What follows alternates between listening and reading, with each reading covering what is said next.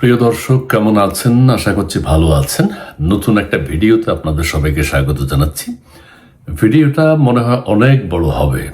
এই ভিডিওতে যে দুইজন ব্যক্তি সম্পর্কে কথা বলবো, দুইজনই কিন্তু বিশ্ববিখ্যাত বিশ্ববিখ্যাত প্রতারক, বিশ্ববিখ্যাত বাটপার। এই ধরনের যত টাইটেল আছে সবকিছু তাদের নামের সাথে যায়।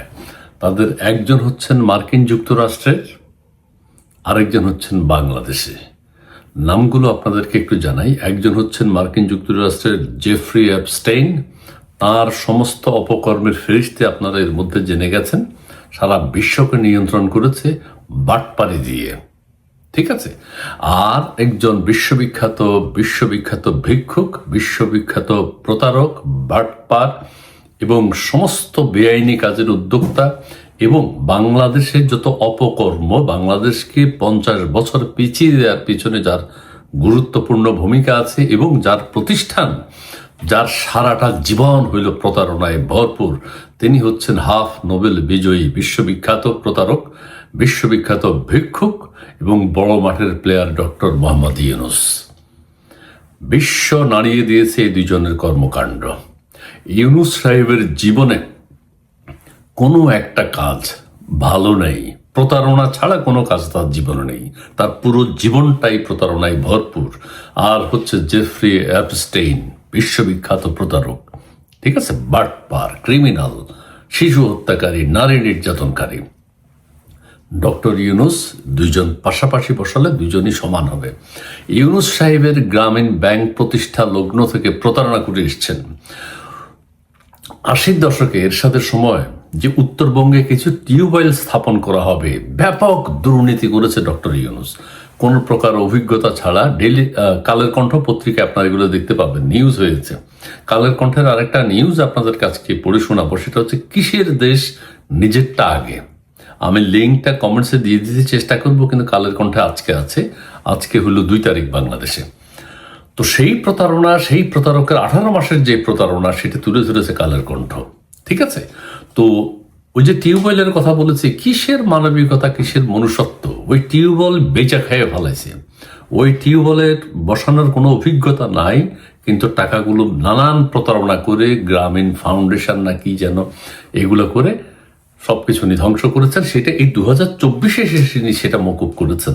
তার মামলা হয়েছে, সেই মামলার টাকা তিনি নয়ছয় করে ফেলেছেন, সরকারের সাথে প্রতারণা করেছেন। তার গ্রামীণ যে ব্যাংক, সেটা ট্যাক্স দিতে হবে না, ভ্যাট দিতে হবে না। সেসব প্রতারণাগুলো আমি একটা একটা করে পড়ি।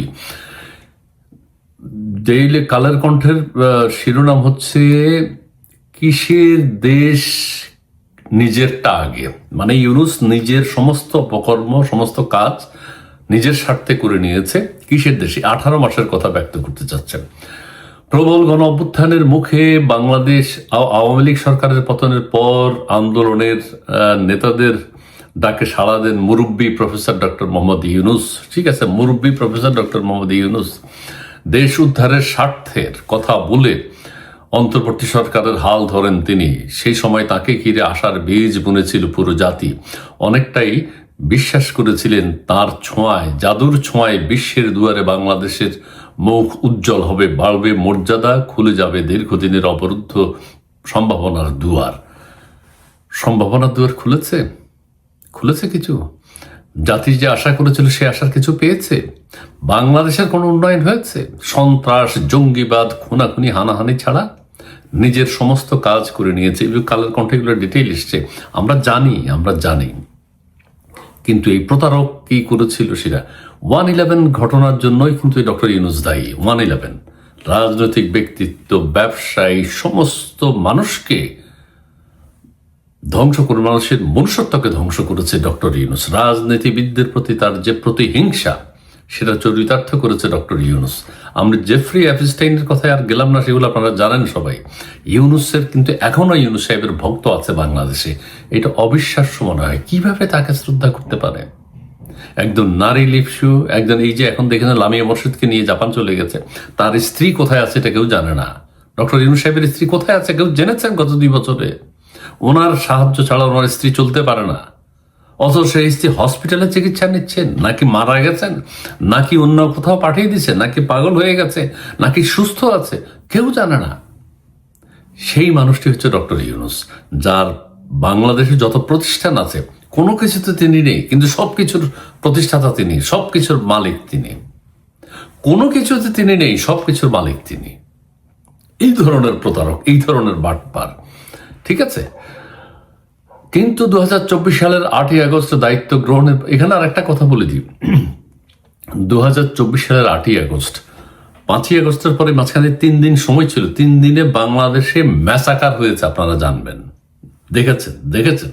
পুলিশ হত্যা থেকে, সাধারণ মানুষ হত্যা থেকে, ঘর বাড়ি ভাঙচুর, 32 ভাঙা, সমস্ত কিছু ওই 3 দিনে হয়েছে। সেটার নেপথ্য নায়ক হচ্ছেন ডক্টর মোহাম্মদ ইউনূস।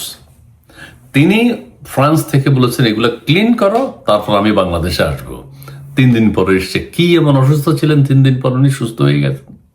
উনি ওখান থেকে এই সন্ত্রাসবাদ, জঙ্গিবাদ পরিচালনা করেছেন 3 দিন। কিন্তু আমরা জানি 3 দিন দেশে কোনো সরকার নাই, কিন্তু ডক্টর ইউনূস বিদেশে থেকে সেই প্রতারণা করেছেন তার নিজের স্বার্থে, ঠিক আছে। কাজেই আচ্ছা, এই প্রশ্নের উত্তর খুঁজতে, কি প্রশ্ন সেটা হচ্ছে, ইউনূস ক্ষমতা হস্তান্তর করে চলে যায় নোবেল বিজয়ী ডক্টর ইউনূস। এই প্রশ্নের উত্তর খুঁজতে অনুসন্ধানের নামে কালের কণ্ঠ। আচ্ছা, অনুসন্ধানে উঠে এসেছে দেশের 12টা বাজলেও কিভাবে নিজের স্বার্থ 16 আনা হাসিল করেছেন শান্তিতে নোবেল বিজয়ী বিশ্ব প্রতারক, বিশ্ব বাটপার ডক্টর মোহাম্মদ ইউনূস। 16 আনার অন্যতম হলো গ্রামীণ বিশ্ববিদ্যালয়। এই যে গ্রামীণ বিশ্ববিদ্যালয়টা নিল, 20-25টা বিশ্ববিদ্যালয় 3-4-5 বছর যাবৎ এখানে জমা আছে অনুমোদনের জন্য, কেউ চান্স পায়নি। 3 মাসের মধ্যে গ্রামীণ বিশ্ববিদ্যালয় চান্স পেয়েছে, অনুমোদন পেয়ে গেছে। সদ্য বিদায়ী অন্তর্বর্তীকালীন সরকারের 1.5 বছরের মেয়াদে দেশে এই একটি মাত্র বিশ্ববিদ্যালয় অনুমোদন দেওয়া হয়। 18 মাসে এই একটা মাত্র বিশ্ববিদ্যালয়ে অনুমোদন দেওয়া হয়। আরো 20টা আছে সিরিয়ালি, এগুলো 4-5 বছর 10 বছর আগে অ্যাপ্লিকেশন করে রেখেছে। নানান ক্রাইটেরিয়া পূরণ করতে হয়, কিন্তু কোনো কিছু তোয়াক্কা না করে ডক্টর ইউনূসের গ্রামীণ বিশ্ববিদ্যালয় অনুমোদন পেয়ে গেছে। লজ্জা। বিশ্ববিদ্যালয়টি গ্রামীণ ট্রাস্টের একটি উদ্যোগ। এই যে গ্রামীণ ট্রাস্ট, ইউনূস মালিক না, কিন্তু ইউনূস মালিক। আর এই গ্রামীণ ট্রাস্টের প্রতিষ্ঠাতা হলেন ডক্টর মোহাম্মদ ইউনূস। এর আগে 22টি বেসরকারি বিশ্ববিদ্যালয়ে আবেদন বছরের পর বছর ঝুলে থাকলেও গ্রামীণ বিশ্ববিদ্যালয়ের আবেদন করার 3 মাসের মধ্যেই অনুমোদন পেয়ে যায়। আহা, এই রকেট গতি এখন আর কারো কাছে বিস্ময় নয়, কারণ ওই সময় ডক্টর মোহাম্মদ ইউনূস ছিলেন অন্তর্বর্তী সরকারের প্রধান উপদেষ্টা। নির্লজ্জ, বেহায়া, আইনের তোয়াক্কা করে নাই, আত্মীয় স্বজনকে চাকরি দিয়েছে, গ্রামীণের লোকজনকে চাকরি দিয়ে উপদেষ্টা মন্ডলী সাজিয়েছে, নিজের প্রেমিকাদেরকে উপদেষ্টা বানিয়েছে। স্বাস্থ্য উপদেষ্টার কথা বলতে পারি, স্বাস্থ্য উপদেষ্টা নূরজাহান বেগম, লামিয়া মোর্শেদকে না সাথে নিয়ে ঘুরে, এগুলো বলতেও লজ্জা লাগে, কিন্তু সত্য। অনুসন্ধানে দেখা গেছে নিজের ক্ষমতাকে কাজে লাগিয়ে আরো অনেক সুবিধা আদায় করে নিয়েছেন ডক্টর ইউনূস। কালের কণ্ঠের শিরোনাম এটি, দেখবেন আপনারা। দেশের দরকার কি নিজের স্বার্থ হাসিল করি আগে, এটা হলো ইউনূসের চরিত্র। বিশেষ করে গ্রামীণ ব্যাংকের 5 বছরের আয়কর অব্যাহতি দেন, যাতে সরকার অন্তত 1000 কোটি টাকা রাজস্ব থেকে বঞ্চিত হবে। 1000 কোটি টাকা, বছরে 200 কোটি টাকা বাংলাদেশ সরকারকে ট্যাক্স দিতে হয়, ভ্যাট দিতে হয়, ঠিক আছে। এই নিষিদ্ধ হওয়ার অন্তর্বর্তী সরকারের আগে পর্যন্ত গ্রামীণ ব্যাংকের এই ছিল যে 200 কোটি টাকা সরকারকে তারা ভ্যাট ট্যাক্স দিত। এখন সেটা মকুব করে দিলেন, তার মানে 5 বছরে 1000 কোটি টাকা সরকার রাজস্ব আদায় থেকে বঞ্চিত হলো। কিন্তু অন্যান্য সব ব্যাংক রাজস্ব দিতে হবে, কিন্তু গ্রামীণ ব্যাংকের কি বড় প্রতারক হলে, কি স্বার্থান্বেষী, এটা মানে ভাষায় প্রকাশ করতে পারছি না, বুঝে নেবেন, ঠিক আছে। 1000 কোটি টাকার রাজস্ব থেকে দেশ বঞ্চিত হলো। গ্রামীণ কল্যাণ ট্রাস্টের 1043 কোটি টাকার কর ফাঁকির পাশাপাশি 666 কোটি টাকা কর মওকুফের মতো ব্যাপক সুবিধা নিয়েছেন ডক্টর ইউনূস। 666 কোটি টাকার কথা আপনারা জানেন সবাই। আবারও বলি, তাহলে শেখ হাসিনার বিরুদ্ধে ডক্টর ইউনূস 1200 কোটি টাকার মামলা করা উচিত ছিল, কিন্তু করে নাই কেন? সে তো দোষী, অপরাধী, ক্রিমিনাল, এটা ফাঁকি দিয়েছে। ভ্যাট ট্যাক্স দেয় না, সে কোনোদিন দেয় না। সে যে গ্রামীণ ব্যাংক পুরস্কার পেয়েছে নোবেল প্রাইজ, এই নোবেল প্রাইজের ভ্যাট ট্যাক্সও সে দেয়নি। শুধু তাই নয়, ক্ষমতার চেয়ারে বসে বহু গুণে গুণে গুণে 7টি মামলা থেকে অব্যাহতি নিয়েছেন তিনি। নিজের বিরুদ্ধে 7টি মামলা, সেগুলো থেকে অব্যাহতি নিয়েছেন। তার জীবনের শুরুটাই প্রতারণা, তার জন্মটাই প্রতারণা, যার মধ্যে আলোচিত দুর্নীতির মামলাও রয়েছে। দুর্নীতির মামলা, এর পাশাপাশি অস্বাভাবিক দ্রুততায় বাগিয়ে নিয়েছেন রিক্রুটিং এজেন্সির লাইসেন্স। কত মিথ্যা কথা বলেছে, জাপানের লোক যাবে, বিদেশিরা আমাদের দেশে আসবে, দেশের এই করে ফেলবে, সেই করে ফেলবে। কোনো একটা বিষয়ে, কোনো একটা সেক্টরে বাংলাদেশের কোনো উন্নতি হয়েছে? হয় নাই। রিক্রুটিং এজেন্সির লাইসেন্স নিয়েছে, জাপান বহু লোক যাবে, 5 লক্ষ লোক জাপান, তারা নাকি প্রতি সময় ইমেইল করে যে আপনি লোক পাঠান, লোক পাঠান, লোক পাঠান। আর এই প্রতারক আরেকটা কথা বলেছে যে বুদ্ধি থাকলে টাকা আসে, শিক্ষা দীক্ষার দরকার নাই, বাটপারি করতে পারলে টাকা আসে। সৎ অনেস্টি, সৎ উপায়ে ইনকাম করা, এগুলো সে তার জীবনে নাই, সে কাউকে এগুলো শিখায়ও না, সব প্রতারণা শিখায়। সমাধান করে ফেলেছেন সমাধান সার্ভিস লিমিটেড নামক আরেকটি ওয়ালেট। আপনারা জানেন ই ওয়ালেট লাইসেন্স না পাওয়ার জটিলতা, কিন্তু এইসবেরই তার ক্ষমতা গ্রহণের সময় হয়ে গেছে। ই ওয়ালেটটা নিয়ে নিছে ইউনুস বাটপার। জানা গেছে এই প্রতিষ্ঠানগুলো ডক্টর ইউনুসের প্রতিষ্ঠিত গ্রামীণ ট্রাস্টের অধীনে পরিচালিত। আইনগত বাধ্যবাধকতার কারণে প্রধান উপদেষ্টার শপথ গ্রহণের আগে প্রতিষ্ঠানগুলো থেকে সরে দাঁড়ালো। ক্ষমতা গ্রহণের আগে প্রধান উপদেষ্টার সব প্রতিষ্ঠান থেকে সরে গেছে, এখন আবার সবকিছুর মালিক তিনি, সেগুলো চালান। কিসের সরে গেছে? ওই সময় সবকিছু সেই বিন্দুমাত্র সরেনি। আইন বিশেষজ্ঞরা বলছেন তিনি অপরাধ করেছেন, শপথ ভঙ্গ করেছেন। জানতে চাইলে সুপ্রিম কোর্টের আইনজীবী মঞ্জুল মোর্শেদ বলেন যে যারা রাষ্ট্র পরিচালনা করবেন তাদের সঙ্গে জনগণ, দেশের স্বার্থে যাতে সংঘাত না ঘটে সেই জন্য শপথ নিতে হয়। শুধু সরকার না, সরকারি পদে বসার শর্তই থাকে যে কোনো লাভজনক প্রতিষ্ঠানের সাথে তিনি যুক্ত থাকতে পারবেন না, থাকলে সেটা ছেড়ে দিবেন। আর এই প্রতারক কিছু ছাড়ে নাই। মঞ্জুল মোর্শেদ আরো বলেন, ডক্টর মোহাম্মদ ইউনূস দেশের সর্বোচ্চ নির্বাহী ছিলেন, সেখানে বসে নিজের স্বার্থে যেসব কর্মকাণ্ড করেছেন সেগুলো রাজনৈতিকভাবে বেশ সমালোচনা হয়েছে, এখনো হচ্ছে।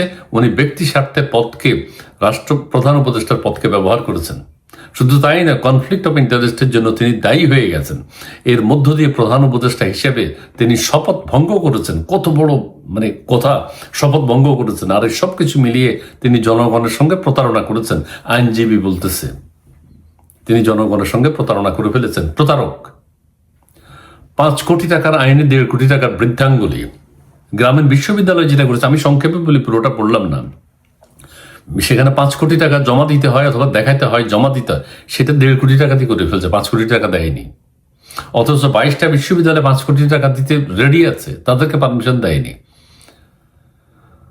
আচ্ছা, আমি ডিটেল বললেন না। ক্ষমতার গরমে রাজস্ব দাও, ক্ষমতার গরমে রাজস্ব দাও, এটা হলো ডক্টর ইউনূসের কাজ।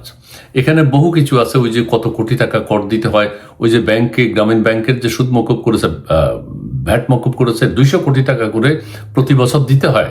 সেই হিসাবে তিনি ক্ষমতার গরম দেখিয়ে রাজস্ব থেকে বাংলাদেশ সরকারকে বঞ্চিত করেছে। প্রতি বছর 5 বছরে 1000 কোটি টাকার উপরে রাজস্ব বাংলাদেশ ব্যাংক বঞ্চিত হলো। 7 মামলার নিষ্পত্তি আরো সুবিধা আদায়। ওই যে 7টা মামলা, ওনার বিরুদ্ধে এই মামলা, সেই মামলা, সমস্ত মামলা তিনি উঠিয়ে নিয়েছেন। ঠিক আছে। অন্তর্বর্তী আমলে দেশে স্বনির্দশা। আচ্ছা, অন্তর্বর্তী সরকারের প্রায় 18 মাসে দেশে আইন শৃঙ্খলা, অর্থনীতি, বিনিয়োগ এবং জনজীবনে বড় ধরনের অবনতি ঘটে। লেখকের ভাষ্য অনুযায়ী এই সময় মব সন্ত্রাস, রাজনৈতিক সহিংসতা, হত্যা, নির্যাতন, অগ্নিসংযোগ ও লুটপাট বেড়ে যায়। একই সঙ্গে সাংবাদিকদের নির্যাতনের ঘটনাও উদ্বেগজনক মাত্রায় পৌঁছায়। ঋণ খেলাপি, বৈদেশিক ঋণ, সুদের হার, বিনিয়োগ অস্থিরতা, স্থবিরতা, বহু কারখানা বন্ধ হয়ে যাওয়া, কারখানায় ধ্বংস করা, শ্রমিকদের চাকরি হারানো, ব্যবসা, বিনিয়োগকারীদের মধ্যে অস্থিতিশীলতা তৈরি হয়। আচ্ছা, বড় উন্নয়ন প্রকল্প, বহু কথা, সবগুলো কাজ বেআইনি। তার জীবনের সমস্ত কাজ বেআইনি। তিনি এই যে 18 মাস ছিলেন, যত কাজ করেছেন সব বেআইনি। সুপ্রিম কোর্টের 2 জন জ্যেষ্ঠ আইনজীবী মোহাম্মদ ইউনূসের বিরুদ্ধে স্বার্থের সংঘাত ও সংবিধান লঙ্ঘনের অভিযোগ তুলে মতামত দিয়েছেন। তারা বলছেন, রাষ্ট্রীয় পদে থেকে কোনো ব্যক্তি নিজের বা সংশ্লিষ্ট প্রতিষ্ঠানের জন্য সুবিধা নেয়ার শপথের পরিপন্থী এবং ক্ষমতার অপব্যবহার, এবং এইটা এখন সাধারণ মানুষকে কে বুঝাবে? সুপ্রিম কোর্টের আইনজীবী প্রধান উপদেষ্টা মঞ্জুল মোর্শেদ বলেন, প্রধান উপদেষ্টা হিসেবে দায়িত্ব পালন করলে ব্যক্তি স্বার্থ সংশ্লিষ্ট সিদ্ধান্ত নেয়, কনফ্লিক্ট অফ ইন্টারেস্ট তৈরি হচ্ছে, এইগুলো বুঝেন সব। আর স্বাধীন মালিক কি বলছে? 47 সালের 19 সংবিধানের 147 ধারা অনুযায়ী সাংবিধানিক পদে থেকে লাভজনক কর্মকাণ্ডে যুক্ত হওয়া নিষিদ্ধ।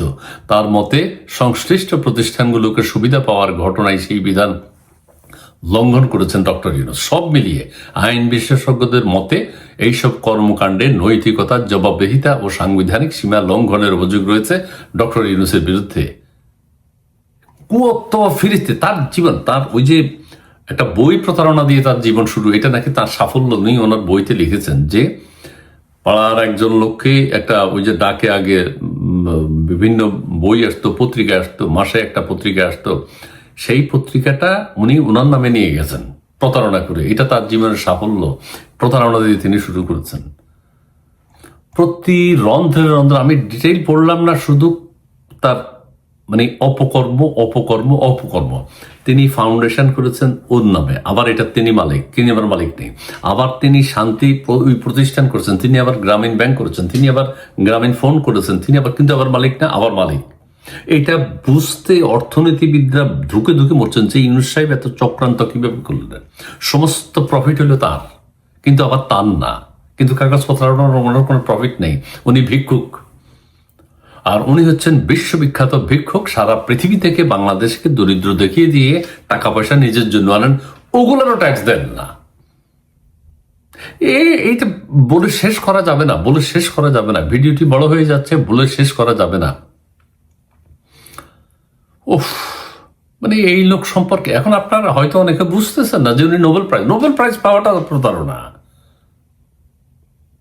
যে নারী ওনার সাথে নোবেল প্রাইজটা সংগ্রহ করেছেন, তসলিমা বেগম নাই, ভিক্ষা করে, ও শব্দ উচ্চারণ করতে দেয় না যে নোবেল পাইছে, গ্রামীণ ব্যাংক নোবেল পাইছে, এটা কেউ বুঝতে পারবে না। ও ডক্টর ইউনূসে পাইছে হাফ নোবেল বুঝি। ডক্টর ইউনূস এখন ব্যবসা বাণিজ্য নিয়ে, ওই যে গ্রামীণ ডিস্ট্রিবিউশন একটা আছে উত্তরবঙ্গে 80-র দশকে, টিউবওয়েল বসানোর কথা সাধারণ মানুষের জন্য, ওখানে পানির সমস্যা হয়, সেই প্রতারণা। এটা কালের কণ্ঠে ডিটেইল আছে, আপনারা পড়তে পারবেন, আমি পুরোটা বললাম না। অর্থাৎ তার সংসার জীবন থেকে, অর্থনৈতিক কর্মকাণ্ড থেকে, ব্যবসা বাণিজ্য থেকে, নোবেল প্রাইজ থেকে, সমস্ত কিছু প্রতারণা। কাজেই বিশ্ববিখ্যাত দুইজন প্রতারক, বাটপার এবং ক্রিমিনালের নাম আমি উচ্চারণ করলাম। একজন হচ্ছেন জেফ্রি এপস্টেইন, আর একজন হচ্ছেন doctor Mohammad Yunus. Loud and clear. ধন্যবাদ।